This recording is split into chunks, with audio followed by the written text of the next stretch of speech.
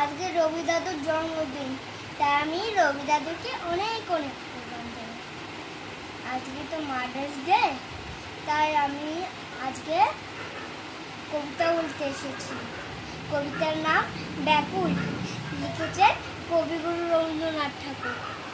অমন করে আছিস কেন মা গো, খোকারে তোর কোলে নিবি না গো, পা ছড়িয়ে ঘরের কোণে কি যে ভাবিস আপন মনে, এখনো তোর তো হয়নি তো চুল বাঁধা। বৃষ্টিতে যায় মাথা ভিজে, জানলা খুলে দেখিস কি যে কাপড় যে লাগবে ধুলো কাদা। ওই তো হলো 4টে বেজে, ছুটি হলে স্কুলে যে দাদা আসবে মনে নেই গো স্মৃতি, বেলা অমনি গেল বই, কেন আছিস অমন হয়ে। আজকে বুঝি পাসনি বাবার চিঠি, পেয়ারাটা ঝুলির থেকে সবার চিঠি গেলে দেখে। বাবার চিঠি রোজ কেন ছেড়ে যায় না, পড়বে বলে আপনি রাখে, যায় সে চলে ঝুলি কাখে। পেয়ারাটা ভারী দুষ্টু সেরে না।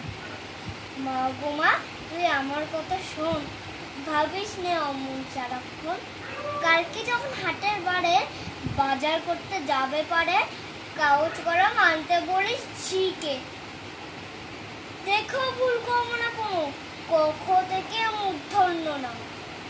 বাবার চিঠি আমিই দেবো লিখে। কেন মা তুই হাসিস কেন, বাবার মতো আমি যেন অমন ভালো লিখতে পারিনি কো।